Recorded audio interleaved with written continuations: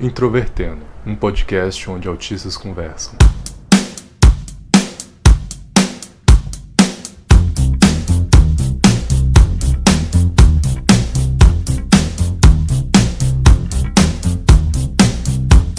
Olá para você que escuta o podcast Introvertendo, esta plataforma que traz pessoas neurodiversas para entreter você, neurodiverso, e também você, neurotípico.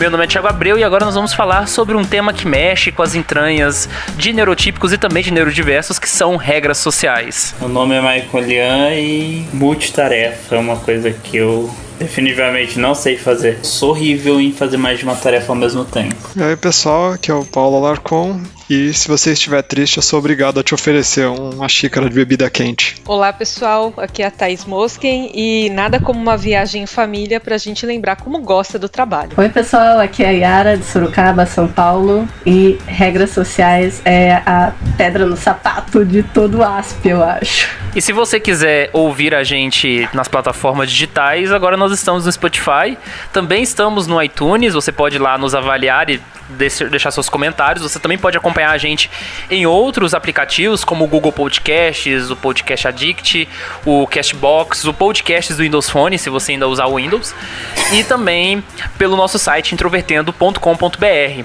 Se você também quiser patrocinar a gente, agora esse ano nós estamos aí recebendo doações para custear os nossos gastos aqui, você procura a gente no PicPay lá por Introvertendo, é só você acessar que vai ser legal. E também você pode acompanhar a gente nas redes sociais, facebook.com/introvertendo, instagram.com/introvertendo e também twitter.com/introvertendo. Nós temos conteúdos específicos para cada rede, então se você quiser saber de tudo que está acontecendo, é só você encontrar a gente por essas redes. E com vocês, regras sociais.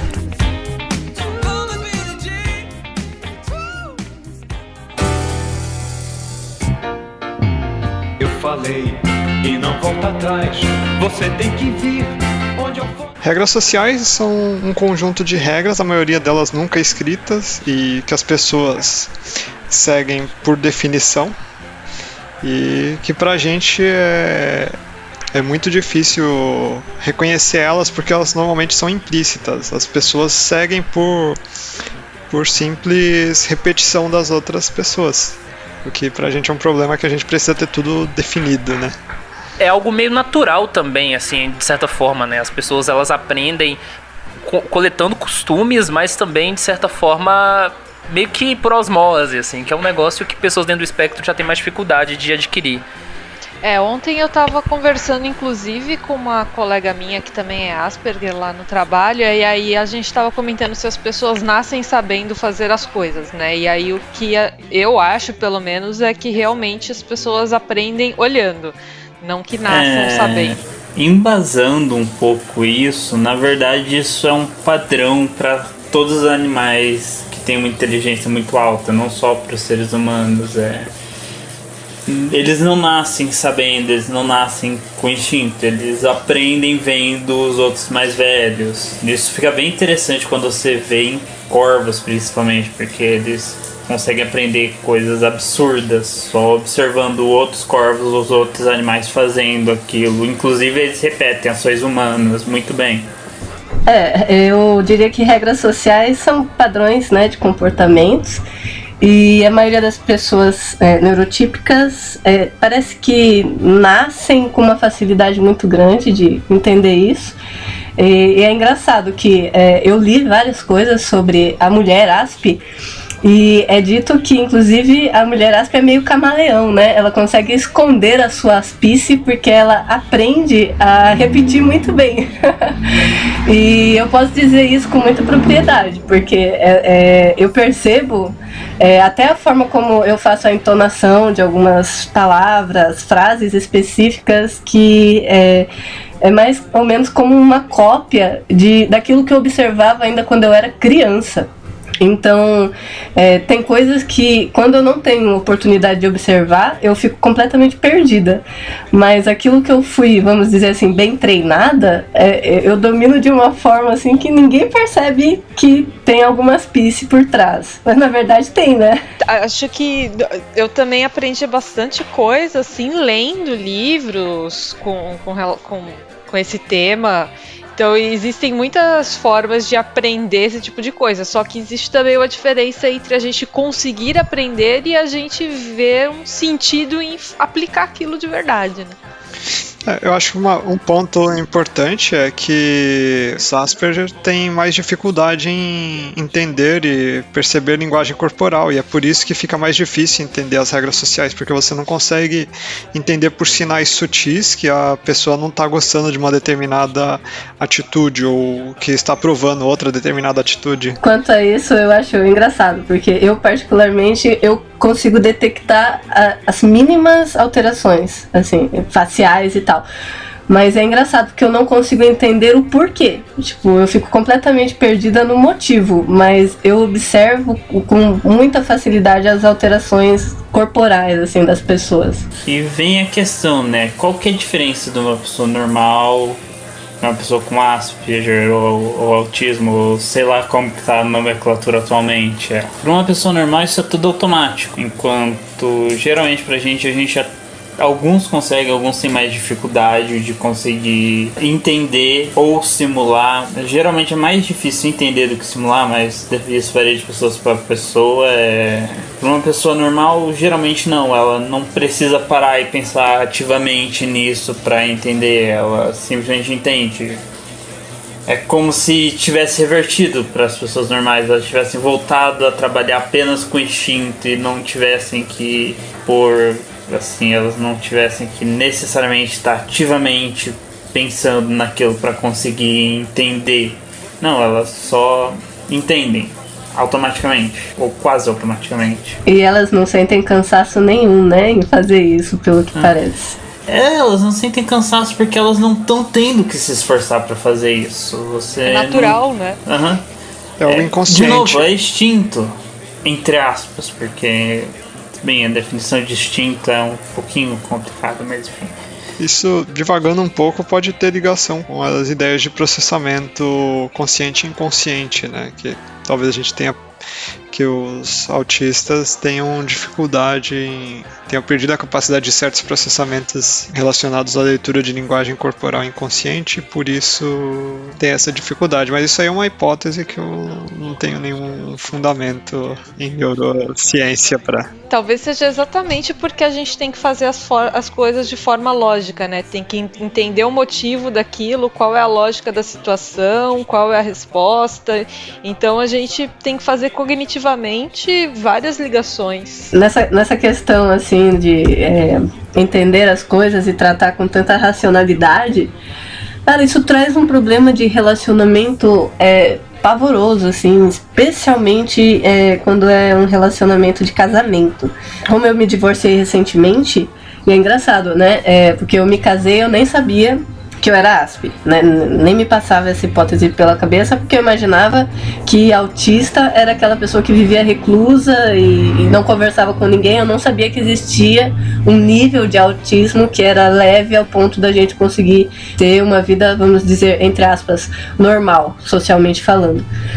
Então eu me casei com uma pessoa neurotípica, fui casada durante 10 anos, e eu simplesmente não conseguia entender por que essa pessoa ficava ressentida quando eu conversava e eu falava de forma totalmente racional. E pra mim aquilo era muito óbvio, tipo assim, eu estou me importando com você, então, tipo, eu tô explicando como as coisas funcionam pra que você entenda e não fique magoado. Mas nunca funcionou. Aí é engraçado porque hoje eu namoro um outro ASP, né? Meu namorado é ASP também. E esse tipo de confusão simplesmente não acontece. Tipo, a gente tem uma conversa e é como se a gente conseguisse falar exatamente a mesma língua. Não tem aquela coisa de eu falo A, você entende B. embora a gente tenha as confusões de entender as coisas de forma muito literal. E às vezes uma coisa para mim tem um significado e para ele tem outro significado. Mas nós falamos o mesmo idioma. E, cara, é fantástico como é diferente, assim, é gritante a diferença e como você sente liberdade quando conversa com outros aspes. Eu percebo essa mudança, assim, entre conversar com neurotípicos e conversar com outros aspes. Percebo, inclusive, que você falou assim, às vezes um entende de uma forma, o outro de outra, mas também se você provavelmente sentar com ele, explicar como você entendeu e como ele entendeu, a questão se resolve muito naturalmente. Enquanto se você tenta fazer isso com uma pessoa neurotípica, a pessoa parece que tenta interpretar o que você quer dizer com falar que entendeu de um jeito, e aí fica uma loucura. E com base nisso, assim, para uma pessoa que, teoricamente, neurotípica, as regras sociais, elas têm um peso não só nesse sentido da construção das relações, mas também num sentido muito maior de sociedade também, porque eu acho que sem as regras sociais, talvez, esses códigos, a gente poderia entrar num processo de, entre aspas, barbárie, assim. Porque imagina você poder agir como você bem entender, você falar como bem pensar, isso não daria nem um pouco certo. E talvez o fato das regras sociais serem algo inato, né, tenha a ver com o fato de que os seres humanos foram selecionados, né, pela seleção natural, de forma Sim. que essas regras fossem entendidas facilmente sem muitas palavras. Vale lembrar, né, na maior parte dos casos, ou na totalidade, eu não sei, o que causa essa divergência, que a gente chama aqui como neurotípico, é uma divergência, é uma mutação genética. Então, faz sentido que seja mais difícil pra gente, porque, assim, usando esses termos mais de ciência evolutiva, a gente é o futuro, é isso aí. Você tem aí muito tempo na nossa linhagem evolutiva que tem uma seleção, que tem uma ênfase pesada para permitir uma vida em sociedade. Isso daí vai, quando você começa a olhar para trás na nossa árvore genealógica, você vê que de pouquinho em pouquinho você tem uma tendência maior para você viver de uma forma mais junta em grupos sociais que são cada vez mais complexos. Então, e a gente falta justamente, o que pega na gente é que a gente acaba faltando justamente o pedacinho de código genético que permite isso. Então, eu acho um pouco estranho, porque pensando dessa forma, é como se a gente não conseguisse ter essa convivência em sociedade. Mas no final, eu tenho a impressão de que a gente consegue fazer as coisas sociais, vamos dizer assim, de uma forma que até econômica. Então, por exemplo, se uma pessoa neurotípica recebe outra pessoa na sua casa e aí ela considera que é importante ficar fazendo sala para aquela pessoa, fazer comida diferente, arrumar a casa toda de uma forma diferente, e tem uma série de coisas que são consideradas teoricamente importantes para que a visita se sinta bem. Enquanto, pelo menos a impressão que eu tenho como Asperger e como os outros, com relação aos outros autistas que eu conheço mais próximos, eu posso simplesmente virar para essa pessoa e perguntar o que ela quer. Tipo, você quer comer? Você quer água? O que é importante para ela? E ela pode me falar de forma racional o que é importante. Então eu acabo não tendo que fazer também um monte de coisa. Eu gosto dessa pessoa, eu me importo que ela se sinta bem, mas para mim não faz sentido ter uma série de atitudes que não são realmente importantes ali e que são consideradas importantes por um neurotípico. Esse é definitivamente o futuro. Porque no meu caso, se eu for pedir uma coxinha numa venda e eu tiver que falar por uma segunda vez porque a pessoa não entendeu da primeira, e geralmente ela não entende da primeira, eu já tô numa situação extremamente complicada, porque eu não consigo falar uma segunda vez, e ao menos que a pessoa conseguisse entender meu gesto de apontar o dedo mostrando qual que eu quero, eu tô muito fodido. Ou simplesmente não vou comer, porque... O simples ato de pedir um negócio era muito mais confortável pra ele apontar do que necessariamente falar o que ele quer. E quando eu acho que o envolve, eu acho que o principal problema das regras sociais é exatamente esse. Porque esses códigos sociais que são tão simples, eles são, na verdade, um problema muito grande para as pessoas dentro do espectro, mas elas também são um enorme problema para os neurotípicos. Eu conheço várias pessoas neurotípicas que têm asco dessas regras sociais, mas eles cumprem porque simplesmente têm que cumprir. E daí vem a questão de regras mesmo. Eu acho interessante que nem vocês falaram, esse é o futuro e tal. Eu não sei, eu não tenho certeza sobre isso, porque a gente tá numa fase, assim, não sei, da humanidade, onde parece que as pessoas estão se tornando cada vez mais sensíveis, e isso vai na contramão do ser ASP, né? Nós somos bastante diretos, assim, e tem que tomar cuidado, assim, pra até não parecer grosseiro, ou parecer que tá faltando com educação, mas na verdade é uma questão de objetividade que a gente tem.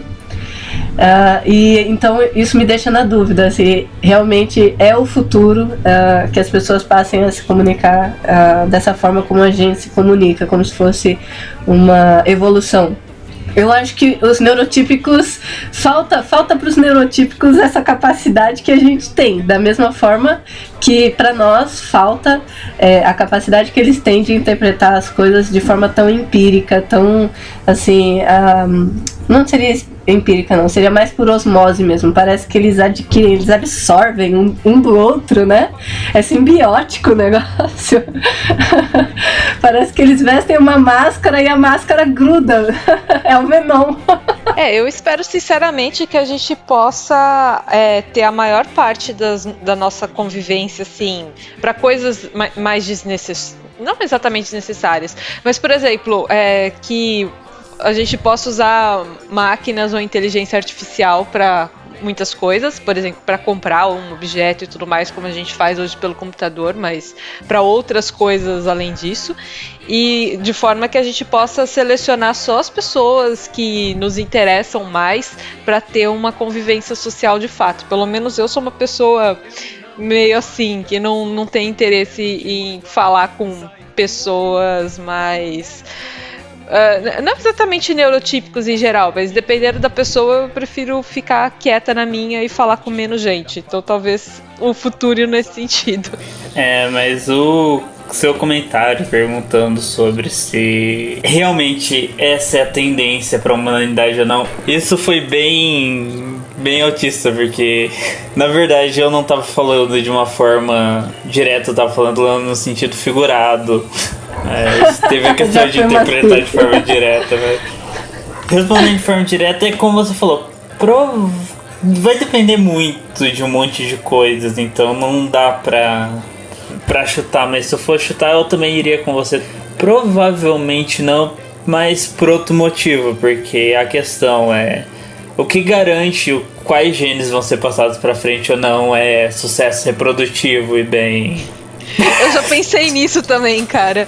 Que, tipo, parece que a gente tem tudo pra ser, entre aspas, assim, uma boa evolução, exceto a questão de que a gente não consegue passar nossos genes. Que acho que, tipo, é essencial pra ciência evolutiva você difundir os seus genes.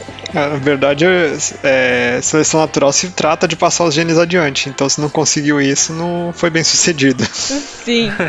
Mas também... Evolução não necessariamente é o que é melhor, porque melhor é um termo extremamente discutível. Cada pessoa tem uma ideia diferente sobre isso. É literalmente quem transa mais. Ou só se reproduz, se você é uma espécie que não... É quem consegue fecundar mais. Até porque, como diria o Luca, hoje em dia você tem até o famoso websexo, então mandar o Bernardo às compras é muito fácil. Eu não quero mais esconder com você, medo de alguém nos ver.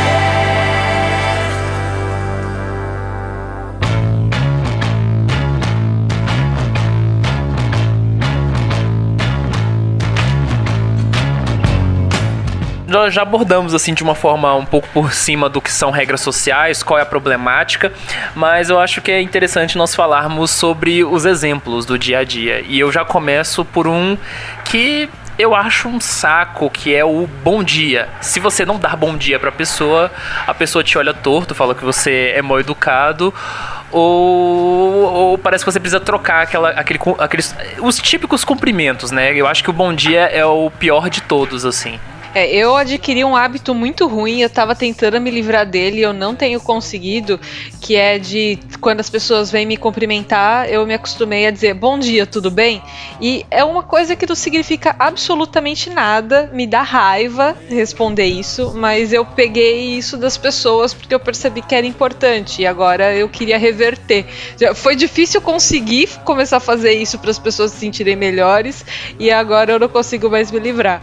E o tudo bem acho que uma das piores frases que eu ouço a galera falando. Porque se você falar que você não está bem, a pessoa vai te ignorar porque ela não quer saber se você está bem ou não. Exato, além dela não querer saber se você tá bem ou não, se você for pensar, nunca tudo está bem. Sempre tem alguma coisa que não está bem, mesmo que você esteja se sentindo bem. Tenho uma mania, eu não sei como que isso começou, mas eu tenho uma mania que a pessoa me fala assim, tudo bem? Eu respondo, tudo bem? Tipo, eu não respondo, eu faço outra pergunta, eu inverto a pergunta. Eu também, eu nunca viro e falo tudo, porque é uma resposta muito falsa, né? Acho engraçado isso que vocês falaram, porque geralmente eu entro em dois extremos. Ou eu tô pouco me fudendo, que é o que eu faço pra 90% do meu convívio social, eu simplesmente não me importo. Vai ser um paradigma, vai ser um reflexo bom, porque geralmente vocês têm que fazer isso e eu que só não me importo, não ligo.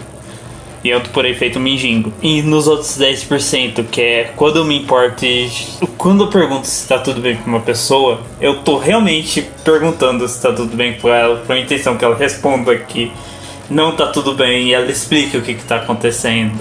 Então... pra isso eu geralmente uso como você está, ou alguma coisa assim, porque aí são frases que realmente eu tô direcionando pra pessoa, eu quero saber o que tá acontecendo ali com ela. É que como geralmente eu só vou perguntar isso pras pouquíssimas pessoas que eu converso todo dia, que geralmente são 2 ou 3, uma hora você simplesmente relaxa e vai no automático, só que a intenção tá ali de verdade, você tá perguntando se tá tudo bem com a pessoa porque você quer saber se ela tá bem. Você não tá perguntando por que educação. Por educação eu simplesmente não falo nada. Muito se eu falar bom dia quando eu tô de bom humor. Dependendo do ambiente, eu acho que a gente acaba sendo, não vou dizer obrigado, porque ninguém consegue entrar na nossa boca e fazer com que ela se mexa, que saia som pelas nossas cordas vocais, mas a gente acaba sendo coagido.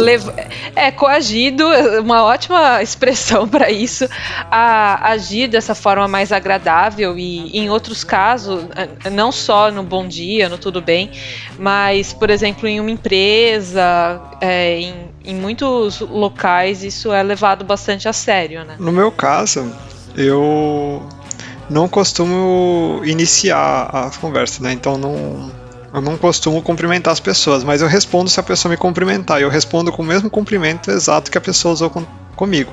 Então, se a pessoa disser bom dia, tudo bem, eu respondo bom dia, tudo bem. Se disser oi, tudo bem, respondo oi, tudo bem. E por aí vai. Aí eu deixo para cumprimentar proativamente as pessoas que realmente fazem parte do meu círculo de amizade, meu círculo de convivência ali. E aí, quando eu tô com a minha esposa saindo na rua, e ela cumprimenta alguém, eu cumprimento junto, exatamente usando o mesmo cumprimento que ela usou. Eu acho, e no fim das contas também isso varia conforme a região ou espaço que a pessoa está inserida. Por exemplo, eu tenho parentes espalhados em diferentes lugares do Brasil e já viajei para alguns lugares e já percebi que a forma como você interage, e especialmente se for numa grande capital, numa cidade do interior, é totalmente diferente, né, com relação às relações. Então, eu fiz meu TCC numa cidade do interior da Bahia, chamada Paratinga, que é uma cidade de 30 mil habitantes, e como uma cidade bastante antiga do Brasil e que todo mundo se conhece, então esses códigos sociais eles têm um peso tão imenso que se você for um sobrinho do seu tio, avô, etc., você tem uma certa quantidade de códigos a serem incorporados para se expressar ali naquele lugar. Mas quando você tá numa capital, você convive de certa forma com uma contradição muito engraçada, de que ao mesmo tempo você tá num aglomerado de gente, é um espaço com gente pra tudo quanto é lugar e tudo mais, mas ao mesmo tempo a trajetória que essas pessoas vivem é algo meio solitário, porque tem como você passar despercebido numa grande cidade, mas uma hora é inevitável. Então, por exemplo, você tá num ponto de ônibus, tem alguém que começa a puxar assunto. Você tá na rua, principalmente, por exemplo, aqui em Goiânia, que tem uma tradição meio interiorana, de manhã cedo, dependendo do lugar onde você tá andando, uma pessoa que você não conhece te cumprimenta e fala um bom dia, sabe? No meio da rua.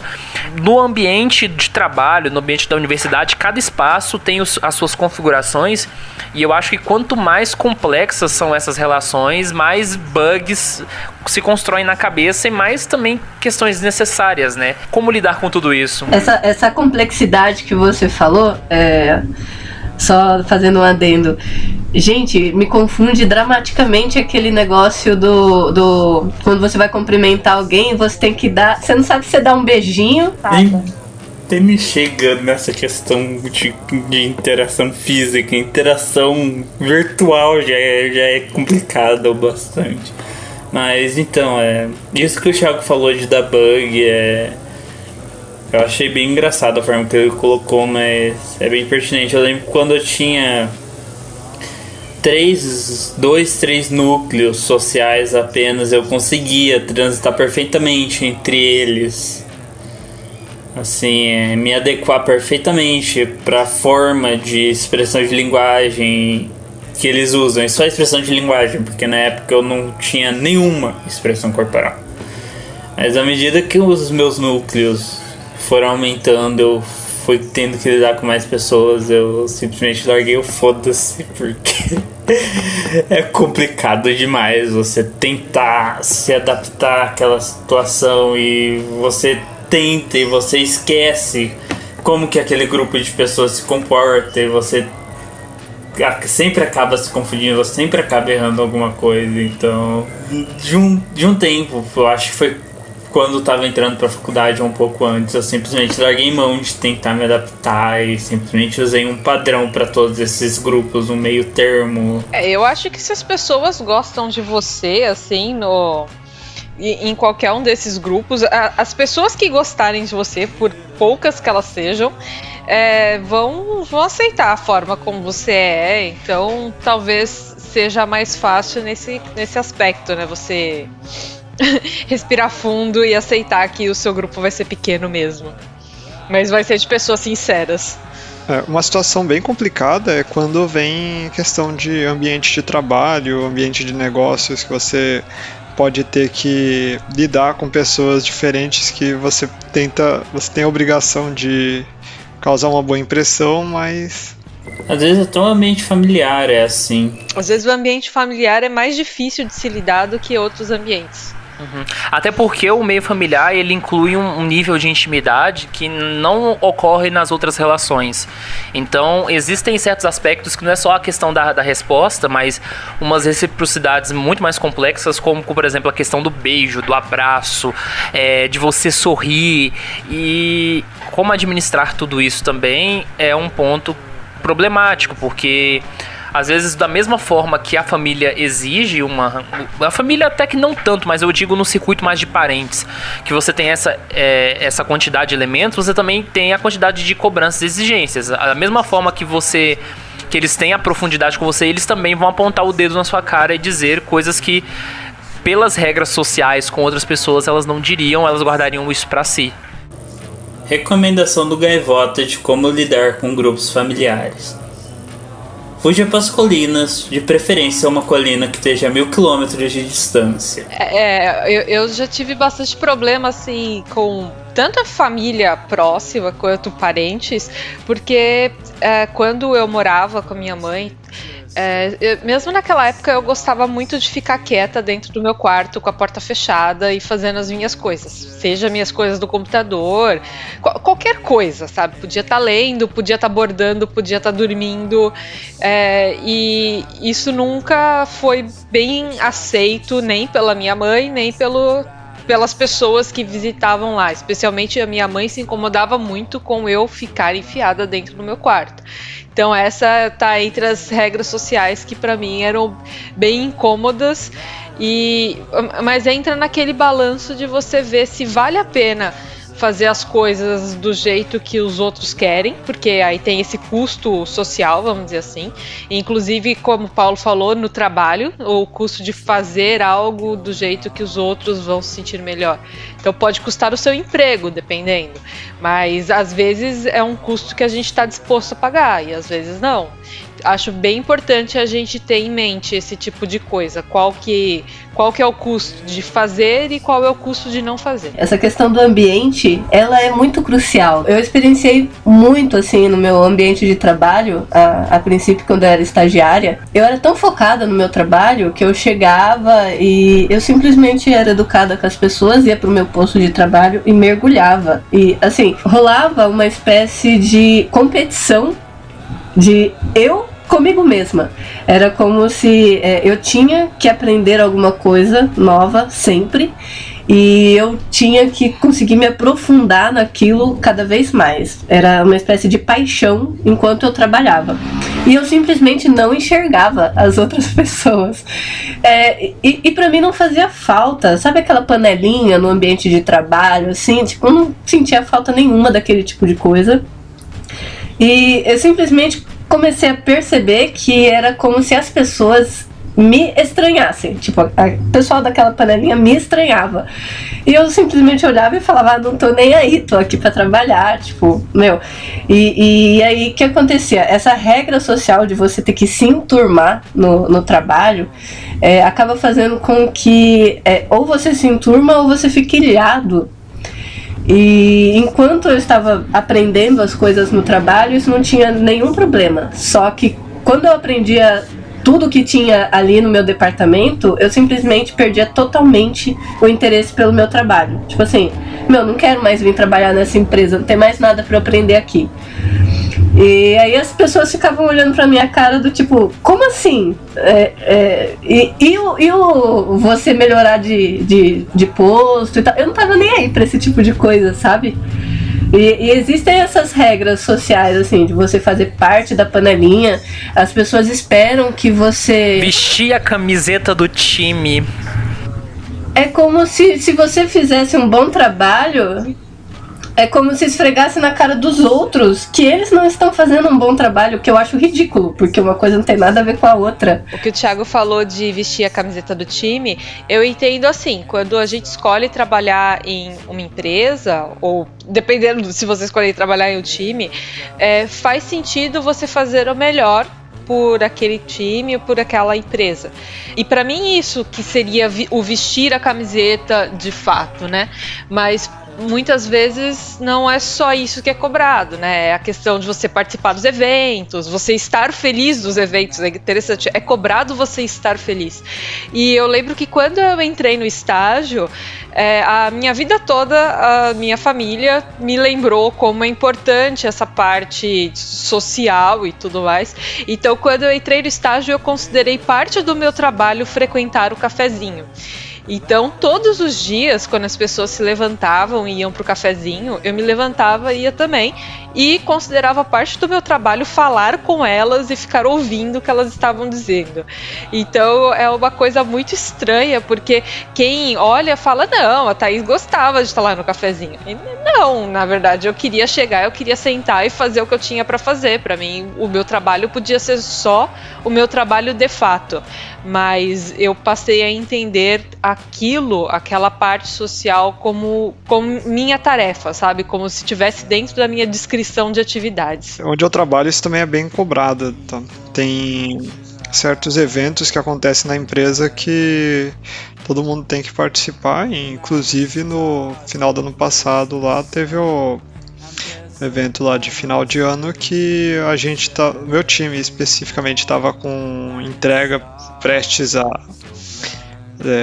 ser lançada, né? E a gente precisava terminar, só que uma parte do time, que infelizmente incluiu mas por outro lado felizmente incluiu eu também, teve que ir lá nesse evento. O lado bom é que que tinha comida de graça e eu consegui ganhar um monte de panetone, mas por outro lado tinha a parte social lá e... Na real, o lado bom dos eventos é sempre a comida, né? É. Sempre considero uma das grandes vantagens do pessoal lá do meu trabalho saber que eu sou Asperger, eu poder virar para as pessoas e pedir para elas não me tocarem.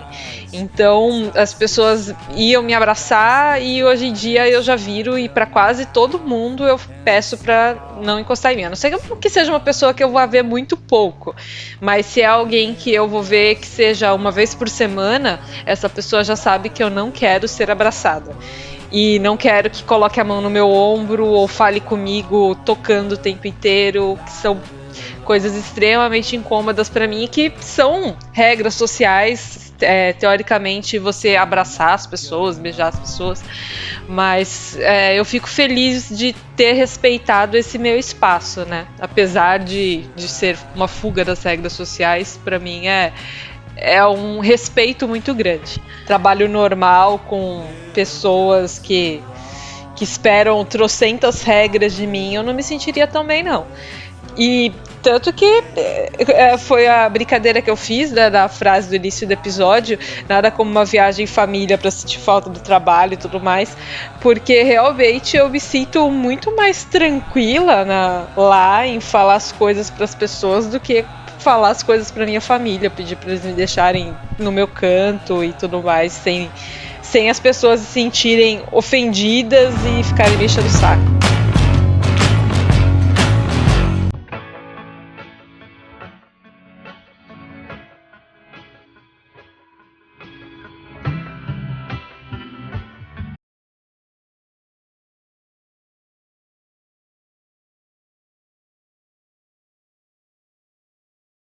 Brasileiro vê regra social, ele fala kkk regra social. Mas na real ele respeita um monte de regra, né? Não, daí ele faz vem zoeira, e mas cria respeita. as próprias regras, porque é um paradoxo. Ao mesmo tempo que o brasileiro não respeita regra nenhuma, ele respeita um monte.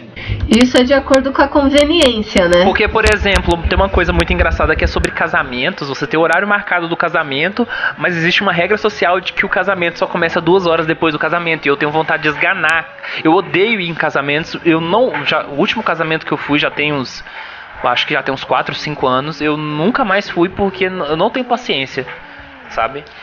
Festas em geral eu tenho a impressão de que são assim. E quando eu tava na época da escola, que às vezes o pessoal marcava qualquer coisa, sempre todo mundo atrasava e só eu chegava na hora e ficava morrendo de ódio por muito tempo. E morando em São Paulo, eu chegava muito antes, porque eu nunca sabia se ia ter trânsito. E as pessoas adoram falar, me atrasei porque tem trânsito. Às vezes todos os dias a pessoa se atrasa porque tem trânsito. E ela não descobriu ainda que tem trânsito todos os dias. É muito irritante isso pra mim.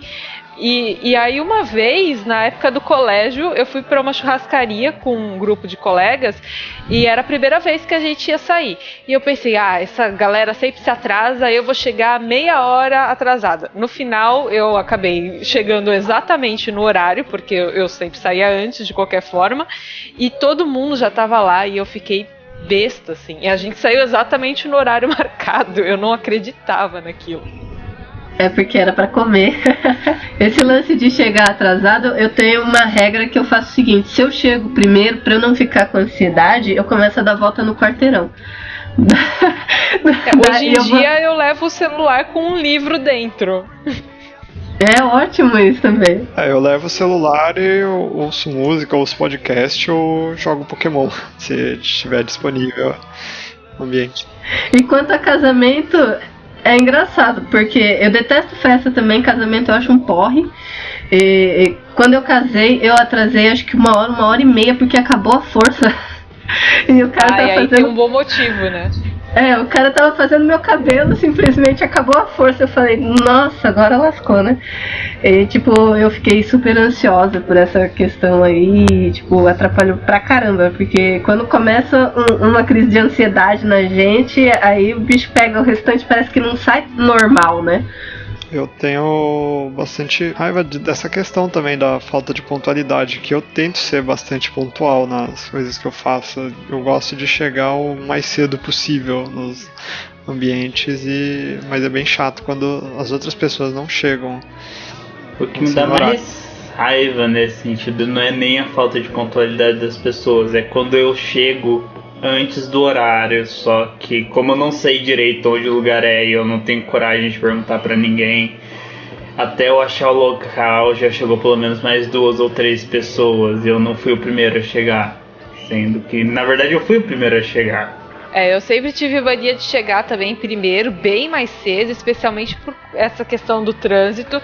Só que aí geralmente eu ficava enfiada em algum canto, não ficava exatamente no meio ou lá na porta, né? Então, vamos dizer, se tiver uma fila, qualquer coisa do tipo, dificilmente eu sou a primeira da fila, mesmo tendo chegado antes do primeiro da fila, porque eu não fico lá no meio de todo mundo. A coisa que mais me irrita nessa questão mais me frustra também em toda essa questão é a necessidade que as pessoas têm de estabelecer um contato de proximidade, geralmente contato visual na hora de conversar. Simplesmente é uma blasfêmia se você sai andando e conversa com a pessoa. Eu acho que você tá pouco se fudendo pra ela. Não, você tem que ficar parado olhando nos olhos dela. Eu não sei vocês, mas eu perco atenção no que ela tá falando. Eu consigo olhar nos olhos da pessoa, mas eu não consigo prestar atenção no que ela tá falando. A mesma coisa aqui. E, inclusive, eu tenho que fazer um esforço muito grande pra ficar olhando nos olhos da pessoa. É um esforço consciente. Eu não consigo olhar nos olhos. Então, primeiro, tem muita gente que já fica puta comigo porque eu não consigo olhar nos olhos. E tem gente que acredita que se você não olha nos olhos falando é porque você tá mentindo. Então você estaria mentindo 100% do tempo. Ou não tá prestando atenção mesmo. Só que pior é que geralmente, porque além da questão da Asper, eu também tenho déficit de atenção. Então, geralmente se eu tô conversando com alguém, eu não vou estar parado. E as pessoas não entendem que eu tô levando a sério, eu tô prestando atenção no que elas estão falando. Eu só não consigo ficar parado, porque a ansiedade não deixa. Ou porque eu tô fazendo algo importante ao mesmo tempo e eu tenho que dividir a atenção entre as duas tarefas. Ou porque simplesmente eu gosto de andar enquanto eu falo. Eu gosto de andar enquanto eu falo. Então... não, eu não vou ficar sentado ou de pé direto olhando pra você. Talvez seja até uma questão de, dependendo com quem você tá falando, de a pessoa passar a entender que você tem esse tipo de comportamento, né?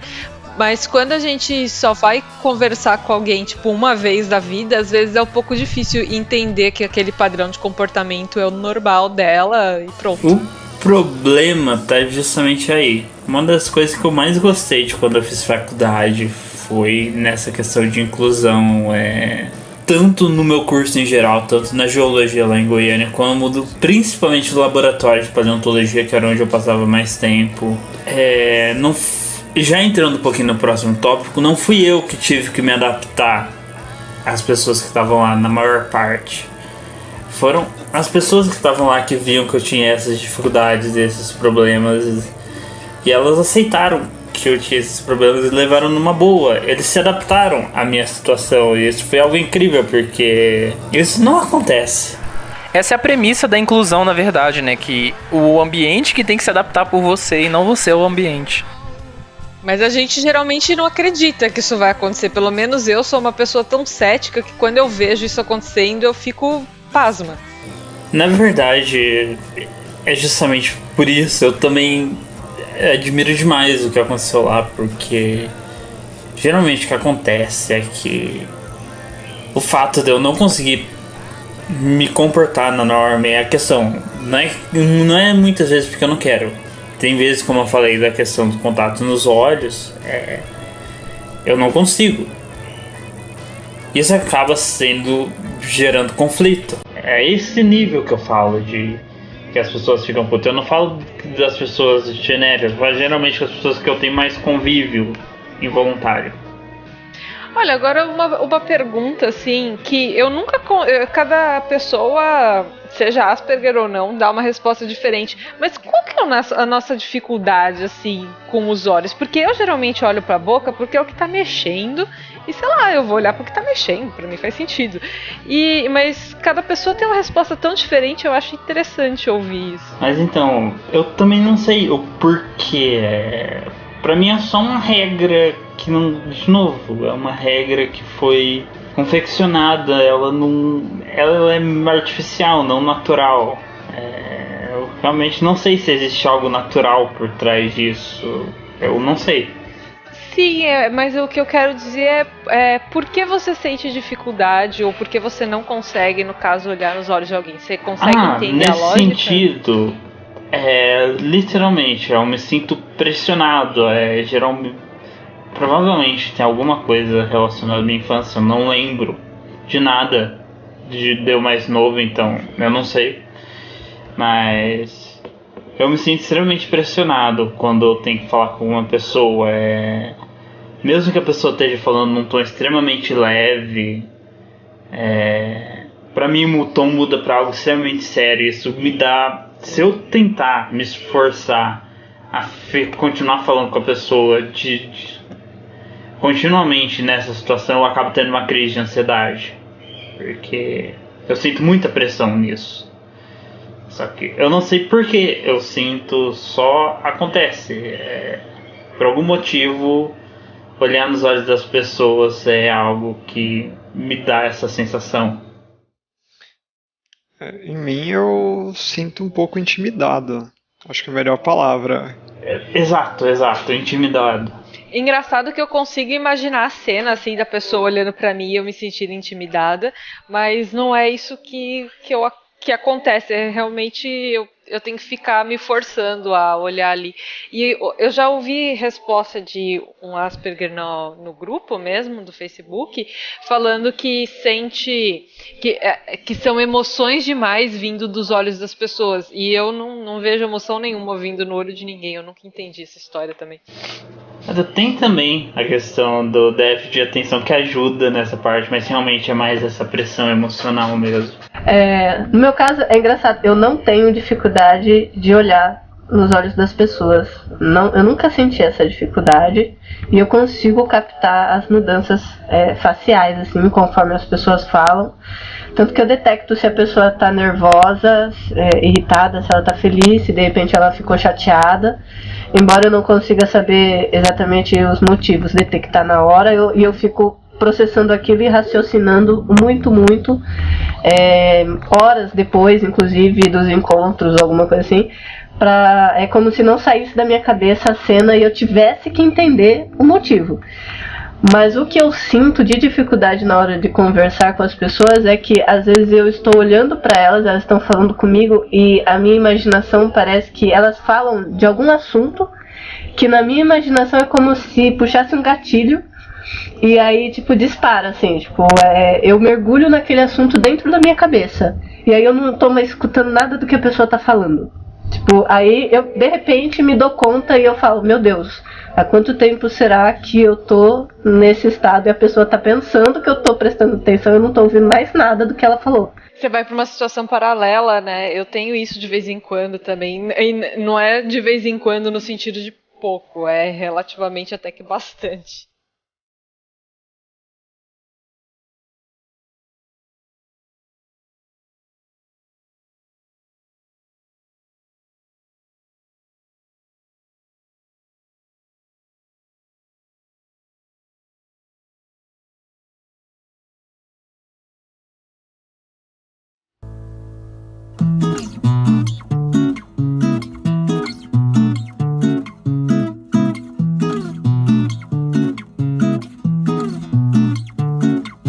Com isso, a gente chega numa questão muito importante, assim, como se adaptar às normas sociais sem se afetar tanto e sem, teoricamente, magoar as pessoas? Eu acho que vem muito aquilo que a gente comentou, de ter que pensar em qual é a consequência do que você vai fazer e aceitar ou não essa consequência. Então, se eu agir como as pessoas querem, qual é a consequência que eu vou ter com elas, qual é a consequência para mim, no meu emprego, na minha vida, e se eu agir do jeito que eu quero, a mesma coisa. Porque às vezes a gente tá disposto a algumas pessoas ficarem com raiva da gente pra gente se sentir bem.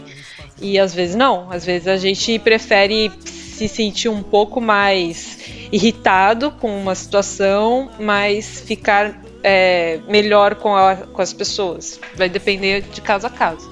É bem isso. Uma coisa que eu tento fazer é ter alguém que possa me explicitar as regras que eu preciso seguir, que são razoáveis de seguir em certas situações. A minha esposa, em certas situações, são colegas que eu simplesmente pergunto o que eu deveria fazer numa situação. É isso de ter alguém para perguntar, é bem legal.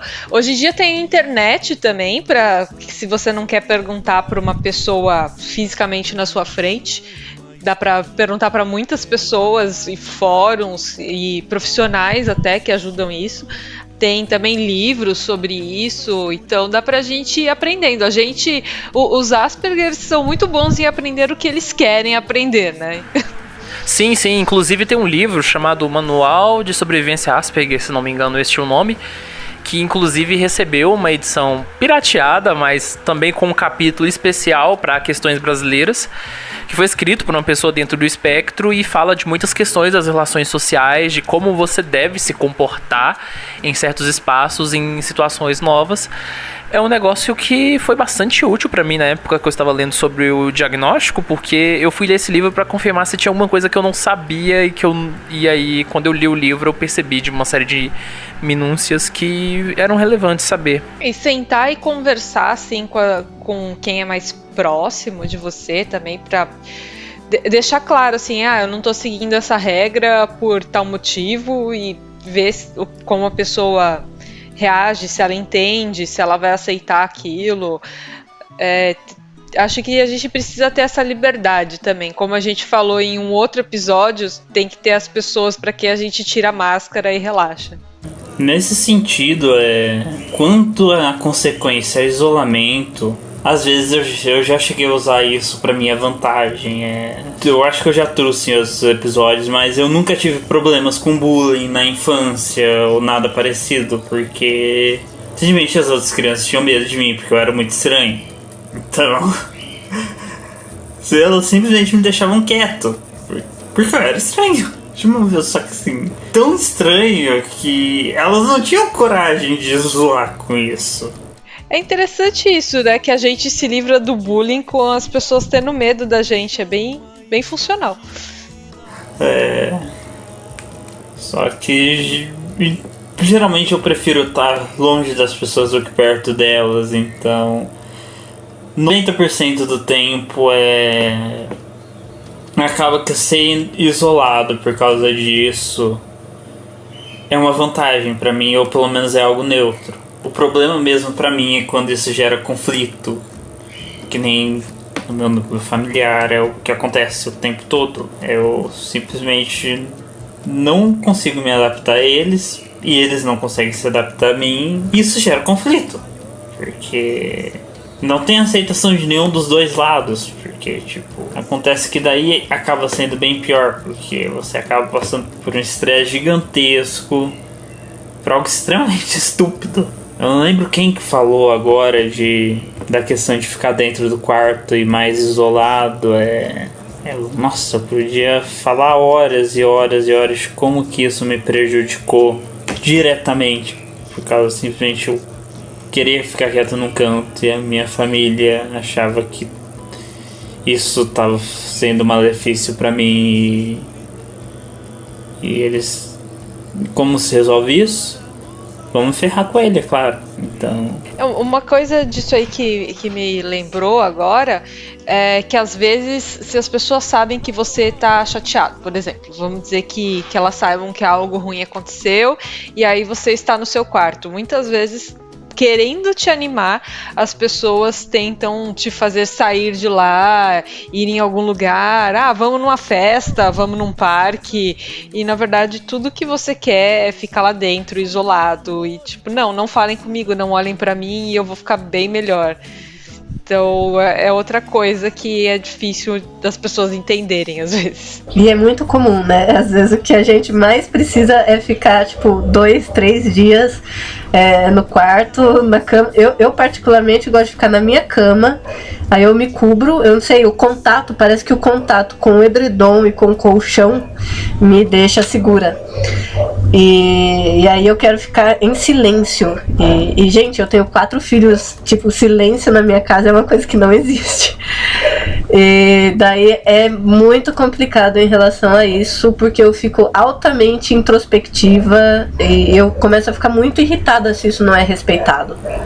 Isso já entra um pouco, acho, na questão da depressão também, mas acaba que o quarto acaba virando uma espécie de safe zone, porque é um lugar que você está extremamente acostumado, geralmente é um lugar que você dorme, então seu cérebro está acostumado a considerar aquele como o lugar mais seguro, porque, bem, se é onde você dorme, tem que ser um lugar seguro, porque é a parte que você não vai poder se defender se algo tentar te atacar.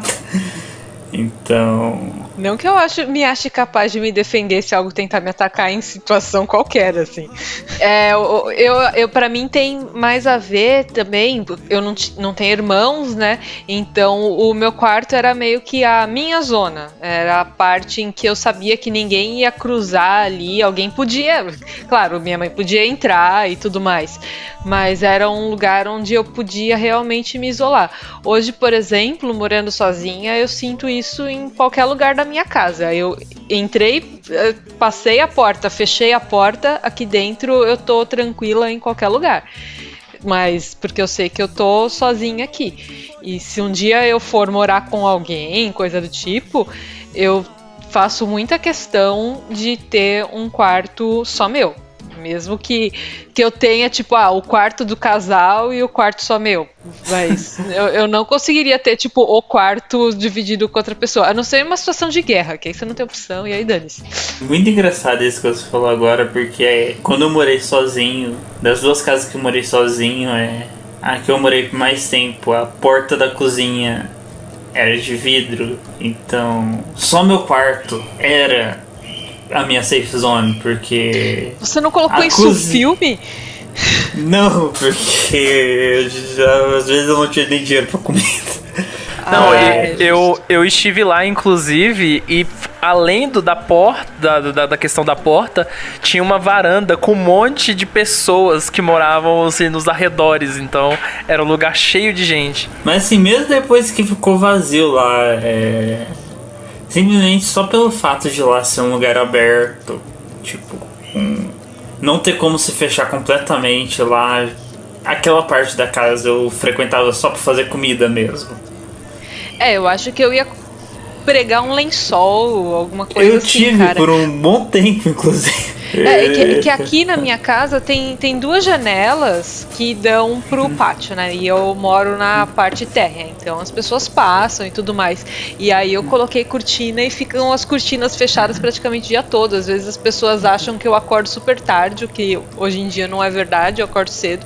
Mas as cortinas ficam fechadas sempre, porque senão eu não me sinto confortável com as pessoas passando e olhando o que eu tô fazendo aqui dentro. Não que eu esteja fazendo alguma coisa de errado, mas tipo, não quero as pessoas olhando pra mim. Na minha segunda casa eu passei por exatamente essa mesma situação. Era um lugar que tinha bastante movimentação na frente, só que a janela tinha aquela janela de metal que deixava tudo fechadinho, bonitinho. E mesmo no calor de 40 graus de Goiânia, eu praticamente nunca abria aquela janela, porque eu ficava dentro de casa, quietinho, aconchegado, sem ninguém por perto. E a janela ficava fechada. Eu não sei se você passou por isso, mas quando eu ficava enfiada no meu quarto, às vezes a minha mãe perguntava, mas afinal, o que você fica fazendo lá dentro? E sempre parecia uma acusação nesse sentido, como se eu estivesse fazendo alguma coisa horrível lá dentro. Fabricando uma bomba. Pense em qualquer coisa que você ache muito ruim e pra mim nunca fez sentido. Por que eu não posso só estar dentro do meu quarto fazendo a mesma coisa que eu estaria fazendo aqui fora. Eles têm a ideia de que se a gente tá no quarto e tem um computador no quarto e aí tem a internet, você deve estar vendo horrores na internet, por isso você está de porta fechada, sabe? Eu não passei por isso porque era engraçado. Quando eu morei com... né, quando eu cresci no meio da minha família, estranho, né, falar assim, mas tudo bem, segue. Eu não tinha um quarto só meu, então, e o meu computador ficava na sala. E todo mundo via que eu só trabalhava. Eu simplesmente não assistia nada, eu não fazia nada, eu só trabalhava. Literalmente, eu fui workaholic durante muitos anos. E quando eu fui morar sozinha, morei sozinha durante um tempo também,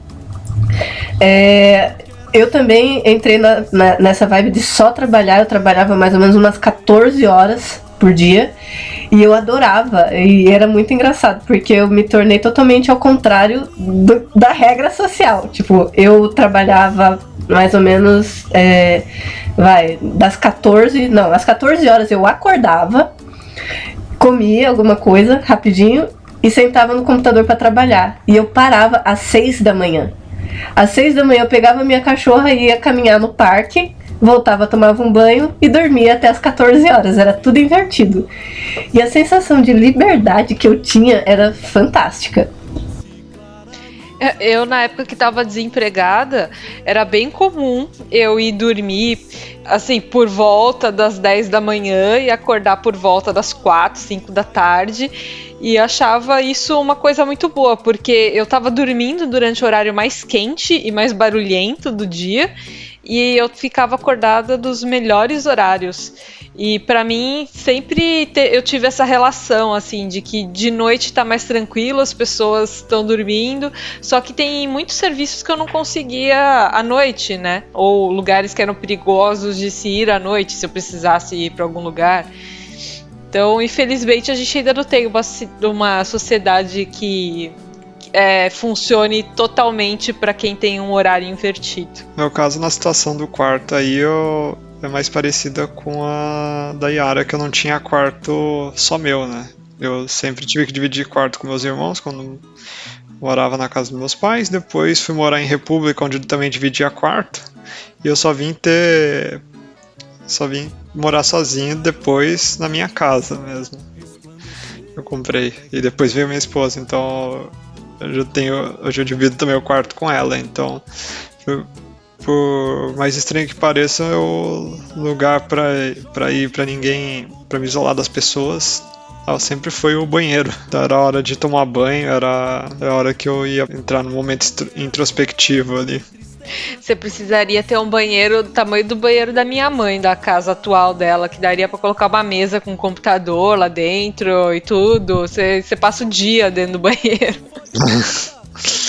Mas hoje eu tenho meu quarto, tenho o quarto que é escritório também, que eu às vezes venho me isolar um pouco. Mas hoje eu tenho a casa inteira pra mim.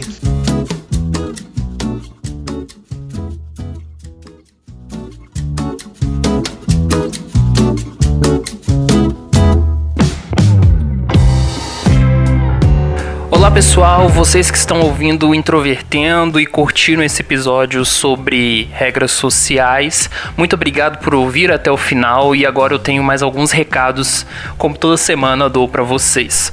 É o seguinte, a partir desse episódio, o episódio 41, no YouTube do Introvertendo, do nosso canal, nós temos agora a versão do episódio principal e nós temos uma versão alternativa sem músicas de fundo.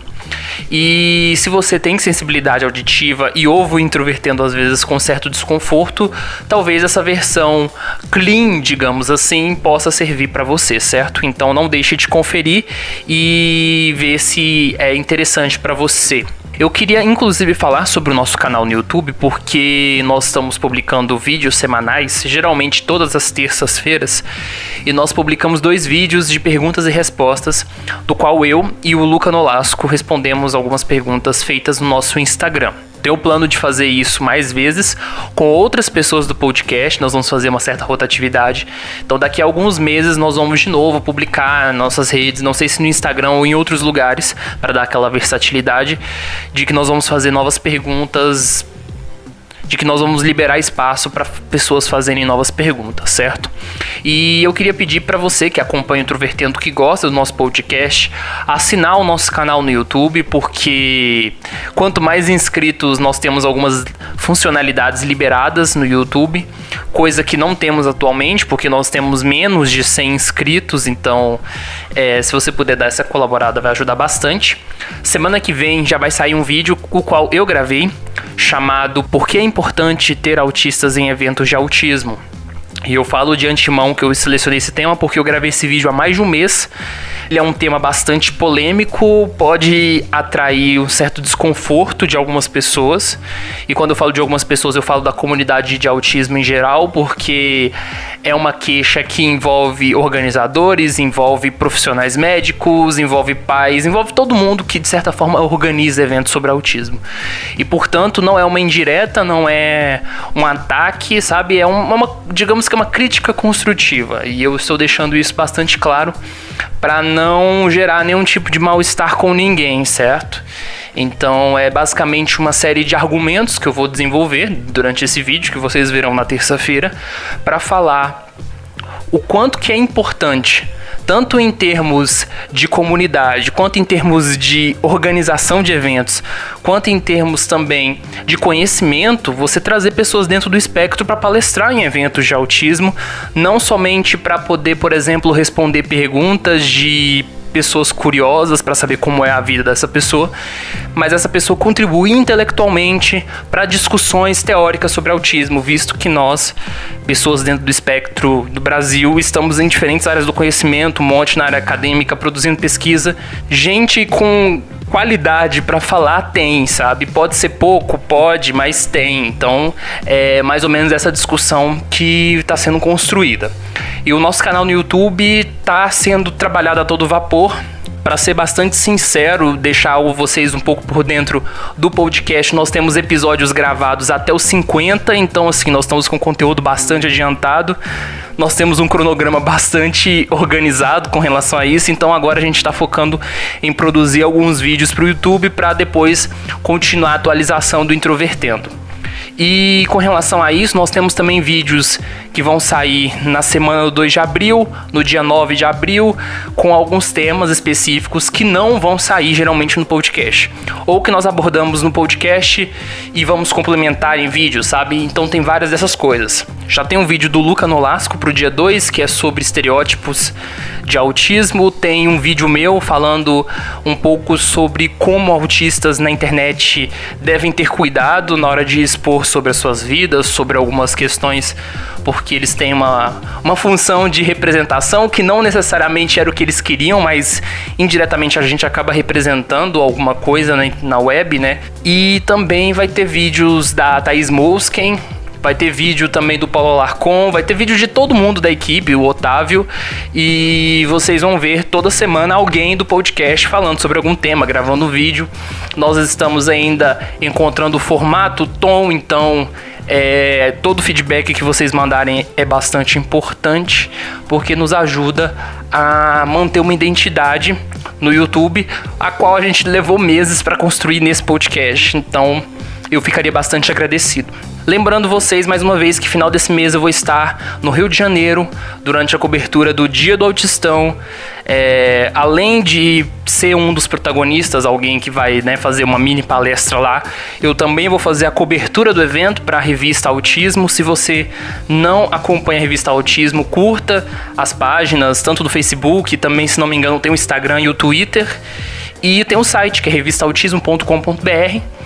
E também, além dessa reportagem, agora o Introvertendo tem uma coluna dentro da revista Autismo, com a qual eu vou escrever. Então a próxima edição da revista Autismo vai ter um texto do Introvertendo. E as novidades do Introvertendo também não param por aí. Em maio a gente vai completar 1 ano, então nós estamos preparando alguma coisa aí, pensando e ajustando, e em breve nós vamos divulgar, tá? Todas as novidades para vocês. E nós vamos comemorar esse 1 ano de podcast em grande estilo. Eu queria agradecer a você por ouvir a gente, por acompanhar a gente nas redes sociais, por se fazer presente nessas discussões que muitas vezes são negligenciadas ou muitas vezes não estão tão presentes, mas faz coro a isso, certo? E por fim, antes de me despedir, eu queria pedir que, se você não apoia a gente no PicPay, ou você tem a intenção de apoiar a gente de alguma forma, mas ainda não apoia, encontre a gente lá no PicPay, faça sua doação no valor que você quiser, que você vai ajudar a estar mantendo este podcast com todos os gastos. Afinal, nós temos site, nós temos servidor de áudio, nós temos uma série de coisas internas pela qual nós despendiamos dinheiro de tempo em tempo, certo? Então, um abraço pra você e até a próxima semana. Falou!